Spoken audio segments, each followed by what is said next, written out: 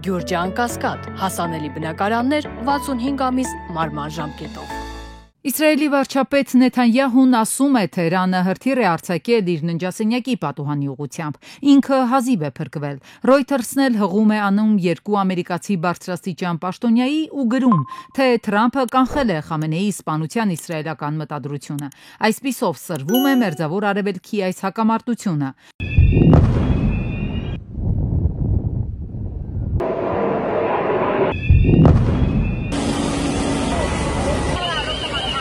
Հունիսի 15-ին Իսրայելը հարվածել է Իրանի արտգործնախարարությանը, վիրավորներ կան, հետո Իսրայելի պաշտպանության բանակը հայտարարել է Թեհրանում գտնվող Քուդս ուժերի հրամանատարական կենտրոններին հարվածելու մասին։ Այս ուժերը Իրանի Իսլամական հեղափոխության պահապանների կորպուսի էլիտար ստորաբաժանումն են, որոնք հետախուզական եւ ռազմական գործողություններ են իրականացնում արտասահմանյան երկրներում։ Լուսաբացին արդեն հերթը Թեհրանինն էր, Իսլամական հեղափոխության պահապանների կորպուսի ավիատիեզերական ուժերը կրակի տակ են պահել Թել Ավիվը, օգտագործել են հիպերձայնային հրթիռներ։ Կրակահերթին զուգահեռ չի լռում նաև դիվանագիտությունը, վնասների եւ խոցման մասին լուրերը թարմանում են ժամ առ ժամ, նաև կոշտ հայտարարություններ են հնչում։ Իսրայելի պաշտպանության նախարար Կացը սուր հայտարարություններով դիմել է ոչ թե պաշտոնյաներին, այլ խաղաղ բնակչությանը, վախեցրել, թե Թեհրանի բնակիչները շատ շուտով ծանր գին կվճարեն։ Թեհրանի ամբարտավան բռնապետը վերածվել է վախկոտ մի մարդասպանի, որը թիրախավորում է խաղաղ բնակչությանը, փորձելով կանխել Իսրայելի պաշտպանության բանակի կողմից իր ռազմական կարողությունների կործանումը։ Մենք ագրեսորներ չենք եւ երբեք չենք եղել, Իրանի նախագահ Մասուդ Փեզեշքյանն է գրում, պատասխանելով այս ռետորաբանությանը, թե Իրանի ժողովուրդն ու կառավարությունը միասնաբար դիմակայում են դաժան հանցագործին։ Եվ քանի որ մեր ժողովուրդը շարունակում է այս պայքարը, կառավարությունն իր բոլոր կարողությունները օգտագործելով եւս փորձում է կանխել մարդկանց բնականոն կյանքի ցանկացած խաթարում։ Իրանի խորհրդարանում մի նախագիծ է մշակվում, որը հնարավորություն կտա Թեհրանին դուրս գալ միջուկային սպառազինության չտարածման մասին համաձայնագրից։ Այդ մասին հայտարարել է Իրանի արտգործնախարարության պաշտոնական ներկայացուցիչ Էսմայիլ Բաղային։ Նա նաև ՄԱԿ-ի անվտանգության խորհրդին է հիշեցրել պարտականությունների մասին, հավելել, թե այս պատերազմը մարդկության դեմ է ուղղված ոչ միայն Իրանի, այս ձևակերպման հետ համաձայն չեն եվրոպական կողմում։ Եվրոպական հանձնաժողովի նախագահ Ուրսուլա ֆոն դեր Լայնը հեռախոսազրույց է ունեցել Իսրայելի վարչապետ Բենյամին Նեթանյահուի հետ Մերձավոր Արևելքում տեղի ունեցող զարգացումների վերաբերյալ։ X-ում հրապարակած գրառման մեջ ֆոն դեր Լայնը վերստին պնդել է Իսրայելն իրավունք ունի պաշտպանվելու, Իրանն էլ տարածաշրջանային անկայունության հիմնական աղբյուրն է։ Իսկ ուր են հասել Թրամփի հաշվարկները, նա կարճ է ձևակերպում. մենք շուտով խաղաղություն կունենանք։ Էկոնոմիկայի նախարար Գևորգ Պապոյանը հայտնել է, որ հայկական որոշ բեռներ մնացել են Բանդար Աբաս նավահանգստում եւ Իրանի ճանապարհներին Իրանա-իսրայելական լարվածության ֆոնին։ Մենք դժվարություններ ունենք ինչպես ներմուծման, այնպես էլ արտահանման հետ կապված, ինչպես դեպի Իրան, այնպես էլ նրա տարածքով։ Սրանք գործոններ են, որոնք գործնականում մեր վերահսկողությունից դուրս են, բայց մենք հույս ունենք, որ հակամարտությունը կկարգավորվի եւ մենք կկարողանանք բեռներ տեղափոխել բարեկամ Իրանի միջոցով, ինչպես նախկինում նշել է նախարարը։ Ցավոք սրտի պետք է արձանագրեմ, որ հակամարտության այս քանի օրերի ընթացքում բնականաբար որոշակի խնդիրներ մեր տնտեսվարողները արդեն իսկ ունեն, մի շարք բեռներ կան, որոնք որ հիմա Բանդար Աբաս նավահանգստում կանգնած են, դեռ դուրս չեն եկել, մի շարք բեռներ ճանապարհներին են կանգնած եւ բնականաբար եւ մենք արտահանման հետ կապված ունենք խնդիրներ եւ մեր ներմուծողները, որոնք Իրանից կամ Իրանի տարածքով այլ երկրներից ներմուծում են կատարում, ունեն այս պահին բազմաթիվ խնդիրներ։ Հասկանալի է, որ դրանք մակրոգործոններ են, որոնք որ մեր կառավարման շրջանակից շատ այսպես ասած ցավոք սրտի շատ փոքր չափով են գտնվում մեր տիրույթում։ Օրենքում սևով սպիտակի վրա գրված է իշխանություն, պետություն, հարաբերությունների կարգավորումը, սահմանադրագետները, իրավապաշտպանները, հոգևորականներն են հիշեցնում։ Քննարկման թեման պետության եւ եկեղեցու հարաբերությունների հիմնախնդիրներն են։ Հայաստանի Հանրապետությունը ճանաչում է եկեղեցու ինքնիշխանությունը։ Իր նվիրապետության սահմաններում բոլոր մասնագետները մեջ բերում են օրենքի այս ստողանդ գծում։ Իշխանության ու վարչապետի դիրքավորումը եկեղեցու նկատմամբ անթույլատրելի է։ Հայաստանի Հանրապետությունը իր ստանձնած միջազգային պարտավորությունների շրջանակում ունի հստակ պարտականություններ երաշխավորելու համար, նախ կատարելու համար իր ստանձնած պարտավորությունները եւ երկրորդ երաշխավորելու համար նաեւ հայաստանյան առաքելական Սուրբ եկեղեցու երաշխավորված անխափան գործունեությունը։ Որ սահմանադրության 6-րդ հոդվածը արգելում է պետությանը միջամտել, բայց սահմանադրության 41-րդ հոդվածը հնարավորություն է տալիս, իրավունք է տալիս Հայաստանի Հանրապետության ցանկացած քաղաքացու, այդ թվում բնականաբար նաև եկեղեցու սպասավորներին ազատ արտահայտելու իրենց կարծիքը։ Թուրքագետը իր հերթին մեջբերելով եկեղեցու ազգապահպան առաքելությունը հայ ինքնության ձևավորման գործում ունեցած առանցքային դերը հայոց ցեղասպանության միջազգային ճանաչման գործընթացում ակտիվ գործունեությունը ընդգծում է։ Թուրքիայում տարբեր ռազմավարական հայեցակարգերում հայ առաքելական եկեղեցին բազմիցս հիշատակվել է որպես պետական մակարդակով թիրախավորվող կառույց։ Հավելում է, եկեղեցու դեմ այսօր տարվող քաղաքականությունը բնականաբար բխում է Թուրքիայի ու Ադրբեջանի շահերից։ Այս ամենի համար պայքարելու համար որպես մեթոդ նշվում է եկեղեցու թիրախավորումը հեղինակազրկման միջոցով, այսինքն ինչպես պայքարել եկեղեցու դեմ, հեղինակազրկել, առաջացնել տարատեսակ խմբավորումներ։ Իշխանության գործողությունները եկեղեցու, մասնավորապես ամենայն հայոց կաթողիկոսի դեմ հանցավոր եւ հասարակությանը պառակտող է որակում Մայրաթոր Սուրբ Էջմիածնի դիվանապետ գերաշնորհ Տեր Արշակ arczepiskopos Խաչատրյանը, ասում է իշխանությունը անմիջական պարտականություններ կատարելու փոխարեն կեղծ օրակարգեր է ստեղծում, այն էլ անվտանգային լուրջ մարտահրավերների ֆոնին։ Խելամիտ բանավեճերի ժամանակը կարծեք թե անցել է եւ անմիջաբար իշխանության ներկայացուցիչների եւ անմիջաբար երկրի ղեկավարի բառապաշարը, ռետորաբանությունը, օգտագործած բառերը այլևս ընտրություն չեն թողում, որպեսզի դրան տրվի իրավական գնահատական։ Խորհրդային Հայաստանում 70-ից 80-ական թվականներին նույնիսկ պետական ինստիտուտները շատ ավելի էին կարևորում եկեղեցու դերն ու նշանակությունը, քան այսօրվա անկախ Հայաստանի իշխանությունը։ Եվ սա է մեր մեծագույն ցավն իբրև հոգեվորական, ձևակերպում է Շիրակի թեմի առաջնորդ Միքայել arczepiskopos Աջապահյանը։ Մի իշխանություն, որ կարող է հազարամյա, երկհազարամյա Արցախի թեմը լիկվիդացնել, եւ մենք պիտի ծափահարենք եւ ասենք, հա, դա մեզ չի վերաբերում, սա քաղաքական հարց է։ Եվ որ մի իշխանություն հարյուրներով, հազարներով եկեղեցիներ եւ վանքեր հանձնում է թշնամուն եւ այդ տարածքը հայտարարում պատմական Ադրբեջան, ուրեմն մեր ընդվզումը քաղաքականության մեջ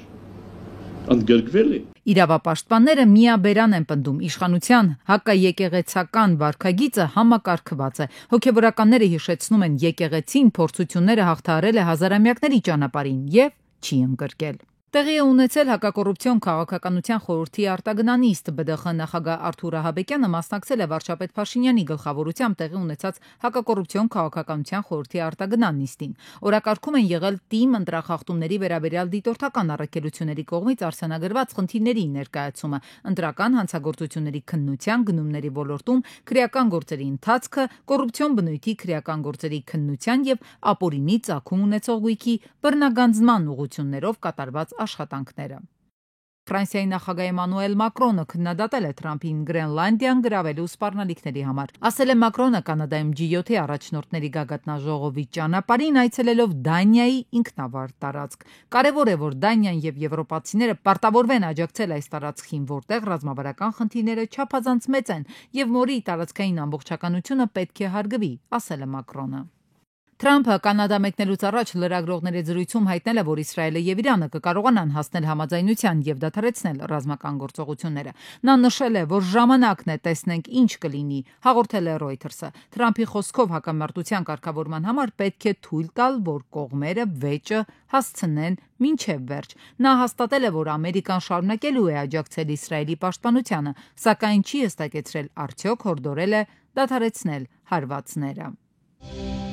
Զբաղվածության նոր ծրագիր է մեկնարկում Սյունիքի եւ Կոտայքի մարզերում պիլոտային տարբերակով։ Երեկուղություն է աշխատանքի եւ սոցիալական հարցերի նախարարությունը ներառել ծրագրում։ Առաջինը առավելագույնը 5 ամսվա ուսուցում, որի դեպքում պետությունը փոխհատուցում է վարձի 250,000 դրամը, իսկ գործատուն պարտավորվում է նվազագույնը 6 ամսվա աշխատանքային պայմանագիր կնքել։ Պետությունն էլ կփոխհատուցի հարկերը մինչեւ 50,000 դրամ։ Երկրորդ աշխատանքային փորձի ձեռքբերում։ Այս բաղադրիչով կրկին անհրաժեշտ է կնքել առնվազն 6 ամսյա աշխատանքային պայմանագիր։ Այս պարագայում գործատուն պետությունից առաջին 3 ամիսների համար ստանում է ամսական 165,000, հաջորդ 3 ամիսների համար մինչև 50,000 դրամ փոխհատուցում։ Երրորդ ուղղությունն էլ առանց ուսուցման եւ պրակտիկա պայմանագիր կնքելու տարբերակն է, որը ներկայացված է 2 բաղադրիչով։ Եթե գործատուն աշխատողի հետ, այսինքն այս պարագայում աշխատունակ նպաստավորի հետ պայմանագիր է կնքում 6-ից մինչև 11 ամիս, ապա պետությունը առաջի 6 ամիսը փոխհատուցում է տվյալ աշխատողը աշխատավարձի 50%-ի չափով, բայց ոչ ավել կամ 50,000 դրամ։ Եթե գործատուն կնքում է 12 եւ ավելին ամիսներ պայմանագիր, ապա այս պարագայում պետությունը փոխհատուցում է գործատուի աշխատավարձի ծախսերի 70%, բայց ոչ ավել կամ 75,000 դրամ։ Աշխատանքի եւ սոցիալական հարցերի նախարարության ներկայացուցչի խոսքով ներդրվող ծրագրի նպատակը աշխատունակ, բայց նպաստառու քաղաքացիներին առավել թիրախային եւ համակարգված աջակցության տրամադրումն է։ Ծրագրի հիմքում անապահովության գնահատման նոր համակարգն է։ Ինքը սուտ նախատեսված է այս նոր համակարգով գնահատման արդյունքում, եթե անապահով են ճանաչվում եւ աշխատունակ են, իրանք կարող են այս ծրագրից օգտվել։ Մնացած շահառուներ արդեն չեն կարողանում։ Կարևոր մի հանգամանք եւս աշխատող գործատու հարցազրույցի ընթացքում գործատուն է առաջարկում ուսուցման, պրակտիկայի կամ միանգամից պայմանագիր կնքելու բոլոր պայմանները, կախված դիմողի հմտություններից եւ աշխատաշուկայի պահանջներից։ Քաղաքացին դիմում է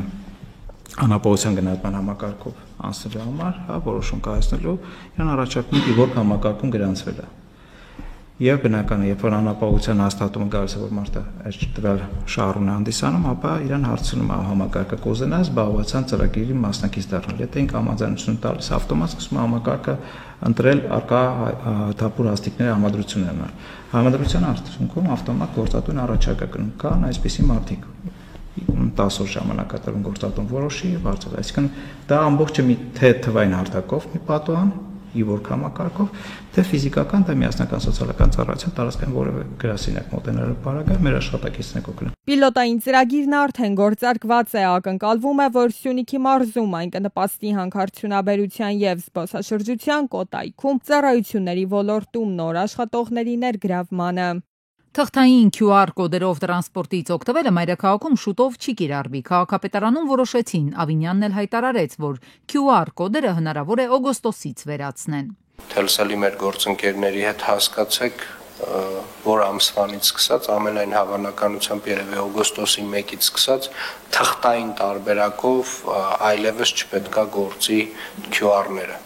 Խնդիրներից մեկը մեր նաև դա է։ Քաղաքապետարանի ավականու ընդդիմադիր անդամներն էլ հայտնեցին, թե այդ կերպ քաղաքապետարանը նպատակ է դրել պարտադրել քաղաքացիներին գնել փաթեթներ։ Ընդդիմադիրների կոչն է բոյկոտել ու ձեռք չբերել փաթեթներ։ Քաղաքային իշխանությունը վճարման մի եղանակ է չեզոքացնում, բայց պարզվում է, որ մայրաքաղաքում երթևեկող ոչ բոլոր նոր ձեռք բերված ավտոբուսներն են հիմա սարքին։ Ման Մակնիշի 87 ավտոբուսներից 10-ը անսարք է եղել։ Ման Մակնիշի ավտոբուսները տոկոսային էլի շատ բարձր է անսարքության թիվը, ինչի է այդպես։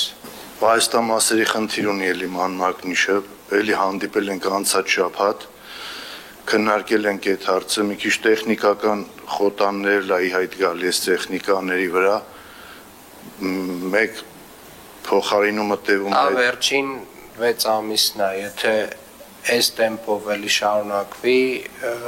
այդ ընկերության հետ էլ չենք կարողանա ուղղակի շարունակել մեր համագործակցությունը, սա վերջնական եւ հստակ փոխանց է։ Քաղաքապետարանը նախատեսում է Երևանը համալրել նոր տրանսպորտային միջոցներով 45 տրոլեյբուս են արդեն ձեռք բերել, սակայն ֆինանսական միջոցների հարցը դեռ ամբողջությամբ լուծված չէ։ Հաշվի առնելով, որ դեռևս ֆինանսական միջոցները նախատեսված չեն, խնդրում եմ հանձնարկանի ժամկետը որոշակի ժամանակահատվածով երկարաձգելու։ Ինչքան է մեր 6 ամիսը, դեռ 6 ամիսը ապրիլի 7-ին ենք ընկել պայմանագիրը, դրանից 6 ամիսը հոկտեմբեր։ Այո։ Ժամանակ ունենք, պարոն Հովհաննիսյան, մեր հաջորդ առաջնահերթությունը այս տրոլեյբուսներն են։ Քաղաքապետարանը հայտնել էր, որ տրանսպորտային փոխադրամիջոցների շահագործման արդյունքում քաղաքացիներից ոչ բոլորն են վճարում ուղետոմսի փողը եւ թերի գանձման պատճառով ըստ քաղաքապետարանի 45 տրոլեյբուսների փոխարեն հնարավոր կլինի գնել 15-ը։ Քասախի բնակիչները հերթական անգամ բողոքի ակցիա են անում պահանջելով, որ 59-րդ համարի ավտոբուսը վերականգնի հին երթուղին։ Բնակիչները Բնակիչները պատմում են, որ նախկինում ավտոբուսը հասնում էր մինչև գյուղի կենտրոն, սակայն այժմ այն շրջանցում է քասախը կանգնելով Մայրուղու եզրին։ Իսկ առաջարկվող երկրորդ տրանսպորտը, որը միակ միջոցն է գյուղ հասնելու, չի կարողանում բավարարել տեղացիների ամենօրյա պահանջարկը։ Ասում են, որ տրանսպորտում հիմնականում նստելու տեղ չի լինում, իսկ Երևան հասնելու համար ստիպված են կրկնակի վճարել։ 50-ին համար է գալիս վերևով պտտվում հետը դառնում, այսինքն քասախ չի մտնում, եթե քասախցին նստի Երևանի ծանրաբեռնվածությունը կշատանա։ Էսի անելու բան չէ էլի ասենք, չգիտեմ, էս ինչ են անում, էս ով են էս մարդիկ ընդհանրապես, էս երեխեքի համար են կանում, որ եկուց մյուս օր հանգիստ կանեն հելնեն էթան գա։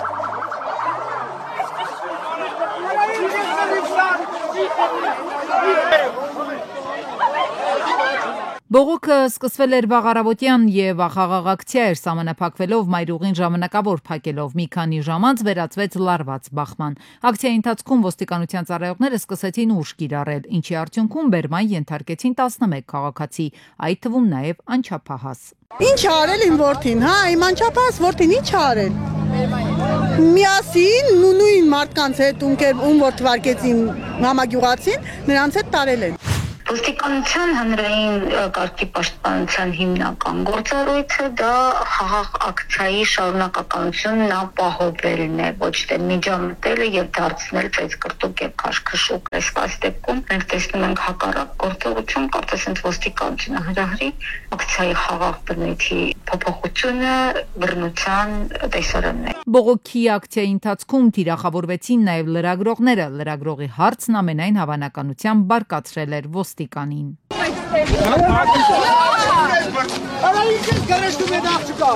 Եվ ոստիկանները շատ կոշտ ձևով էին քաղաքացիներին բերման ենթարկում, նստեցնում ավտոմեքենան։ Դրվագներից մեկում երևում է ինչպես է սույն կարմիր բերետավորը քաղաքացուն մեքենան նստեցնելիս հարվածում։ Ես ոչ թե հարցնում եմ ինչու եք բերման ենթարկում քաղաքացուն, այլ հարցնում եմ թե ինչու են ծեծելով բերման ենթարկում քաղաքացուն։ Հետևեցին իրավապաշտպանների եւ մարդու իրավունքների պաշտպանի գրասենյակի արձագանքները։ Օմբուդսմենը խիստ դատապարտեց կատարվածը, իսկ ՆԳՆ-ից հայտնեցին, որ միջադեպում ներգրաված ոստիկանը ազատվել է ծառայությունից։ Իրավապաշտպանների խոսքով ոստիկանության բռնությունները շարունակականն են, նրանց շրջանում հանրային կարգը պահպանելու նոր ձևեր առայժմ չկան, ինչն էլ լարվածության է բերում։ Մենք տեսնում ենք նաև ոստիկանության աշխատակից, որը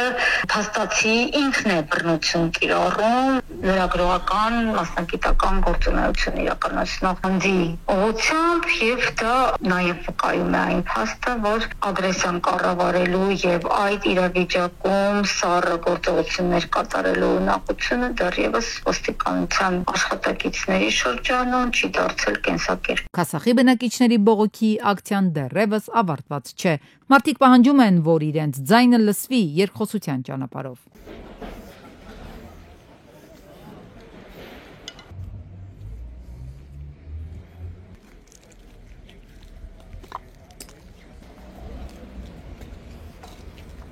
Պոկված տանիքներ, կոտրված ծառեր, տապալված էլեկտրասյուններ ապարանում հունիսի 15-ին այս պատկերն է մի քանի ժամ տևած ուժեղ քամուց հետո։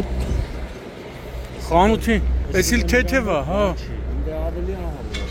Խանութն է, նա խանութի քանի ավտո աստ է վնաս է։ Ես այնտեղի ավտոն չկա, այս Mercedes։ Այն կապուտ ավտոն է, հա։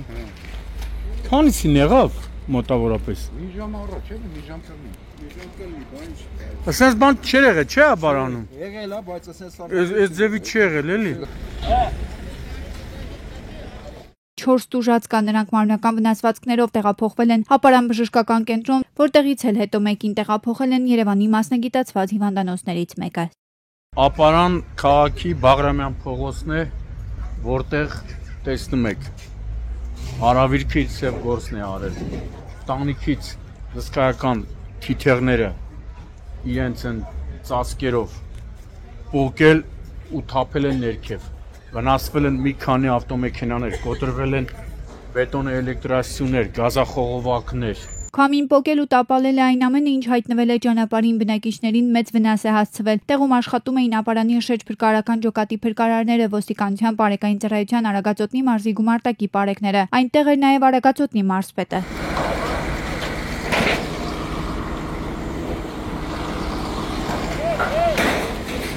Դու մեկ է ժամանակ որ բռնեց։ տան մեջ նստած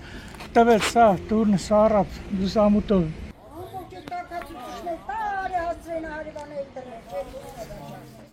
Վերականգնման աշխատանքները մինչև ուշ գիշեր իրականացվել են, վերսկսվել են վաղ առավոտյան։ Ապարանի քաղաքապետ Կարեն Եղիազարյանի խոսքով փորձում են վերականգնել լույսի ու գազի մատակարարումը, վերանորոգում են տանիքները։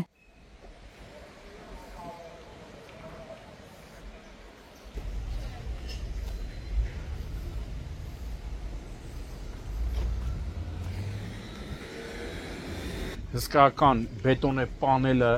հսկայական ծառը արմատից պոկվել եւ տապալվել է, էլեկտրասյունն է տապալվել նաեւ, ընկել է կայանված Mercedes-ի վրա, այս փողոցում նույնպես ահավոր վիճակ է։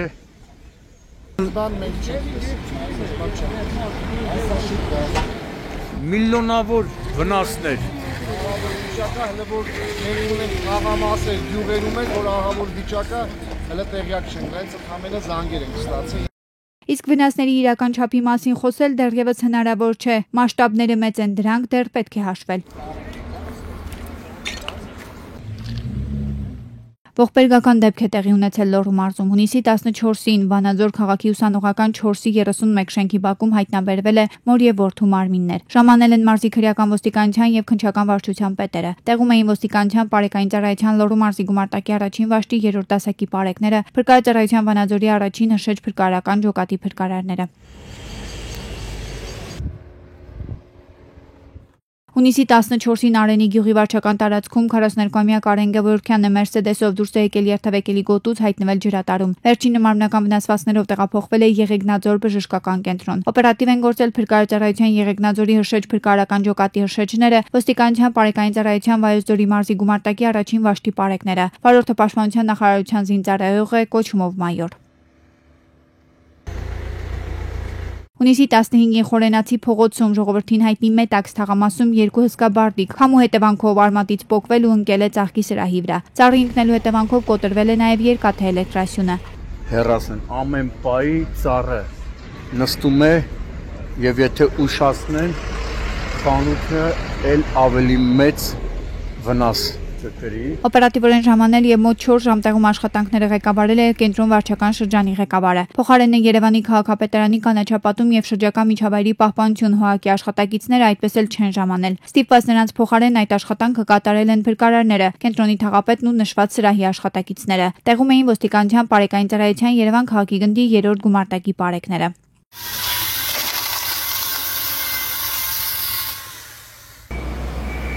Իսկ հունիսի 13-ին դարձյալ քամու հետևանքով Պուշկինի 33 շենքի դիմաց հսկայական 4 ծառը ամբողջությամբ փտած է, ծառը հեսա տեսնում եք։ Ամեն պայի հնարավոր է ընկնի։ Թեքվել է, վտանգ կար, որ այն կտապալվի։ Ժամանած փրկարարներն ու հատուկ փրկարարները էլեկտրական սխոցով մասնատել են 15 մետր բարձրությամբ փտած ծառը, որը չէր տապալվել միայն լարերի շնորհիվ։ Իդեպ ծառի վտանգավորության մասին եւ Երևանի քաղաքապետարանում եւ կենտրոն վարչական շրջանի ղեկավարի աշխատակազմում տեղյակ էին, բայց քայլեր չէր ձեռնարկվել։